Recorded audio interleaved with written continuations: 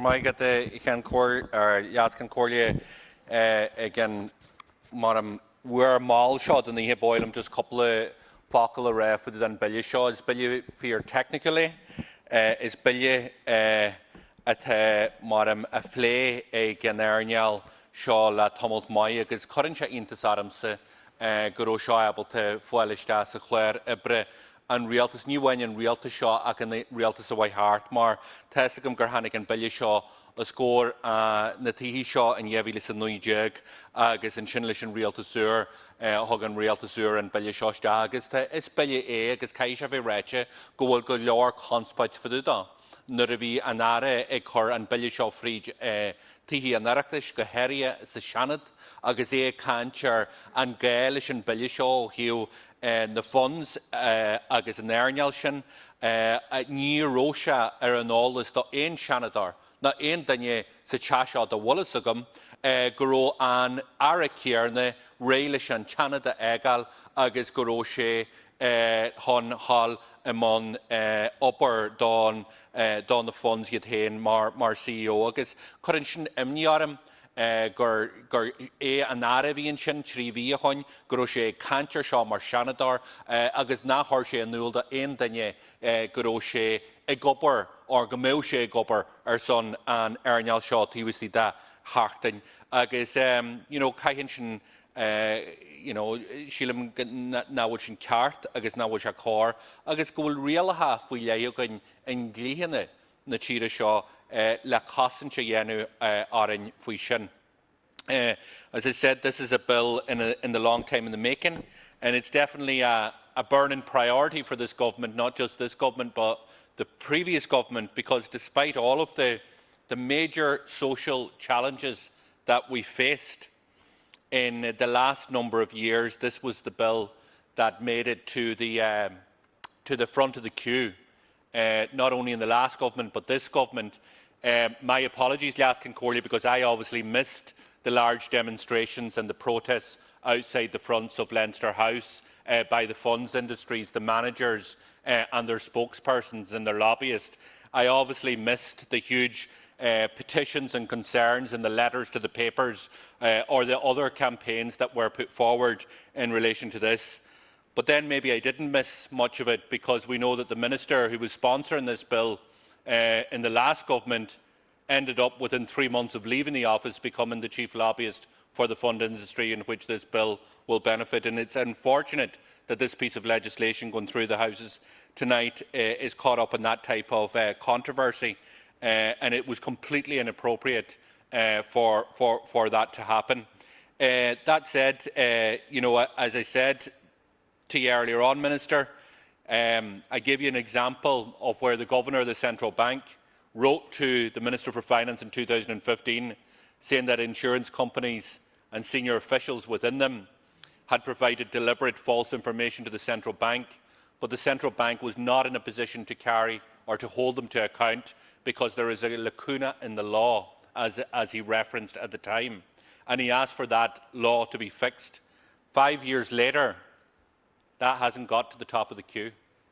5 years later, that lacuna still exists. 5 years later, insurance companies are still lying to the Central Bank, to the government and indeed to consumers. But the funds industry have a very clear access to the corridors of power and have an ear to those who need to be told what to do and the priorities that they need to have. There is a number of issues that we raised when this bill was going through the Dáil in 2019. One of the key concerns that we had was in relation to beneficial ownership, and I want to acknowledge that that issue is being addressed in relation to this legislation, and that is welcome that these provisions are now in place in the second incarnation of the legislation. I won't go through the history. I've spoken in the second stage in relation to the background in relation to the funds industry and all of that, and we do appreciate that this industry does create substantial employment in this state. Some sections of the 2020 bill contained more detailed provisions than the original 2019 bill,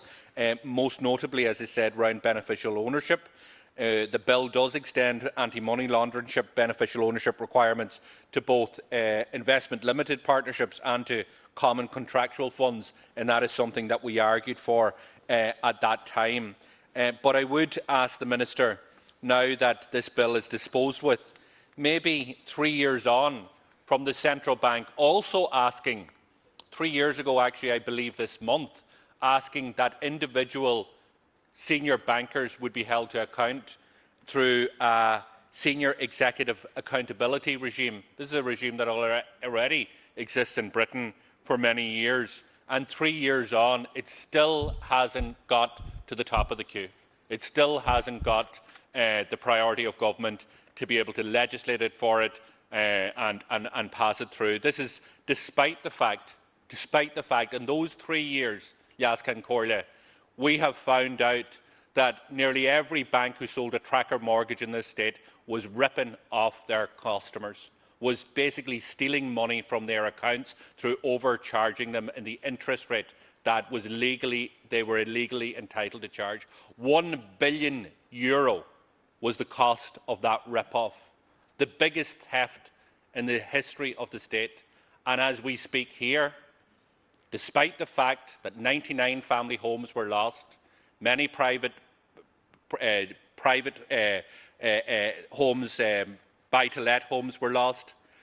despite the fact that there was huge misery caused by families, many of them I've spoke to, mental health issues, family marital breakups, all of that is all part of the tracker mortgage story, the tracker mortgage scandal. Despite all of that, this legislation that the Central Bank were looking for has still not even been published by the government.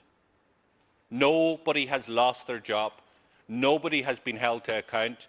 And the Central Bank, for tools that they were looking for 3 years ago, they still haven't been given to make sure that they could hold individual bankers to account, such as bankers in KBC. When the Central Bank announced that they were issuing the largest fine, one of the largest fines that they've ever issued to KBC, they made it clear to us and the rest of the public that KBC, despite being instructed by the Central Bank to stop the harm they were inflicting on their consumers, continued right through the tracker mortgage examination to inflict the harm, and indeed not only that, but actually repossess family homes of people who shouldn't have lost their homes in the first place. So I leave it at that. As I said, this bill is a better incarnation of what was there before it. It is very technical, but my major point here is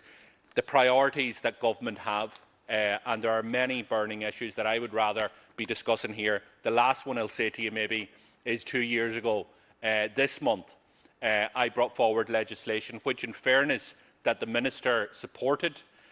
despite the opposition from Fine Gael at the time, to reduce the rate that moneylenders can charge in this state. Legally, they're entitled to charge up to 187% of APR and a nearly another 100% of interest in relation to collection fees. That needs to be dealt with, and I'm sure that the Minister, with his support for that legislation, will also support it as it goes through the committee process in the coming weeks and months.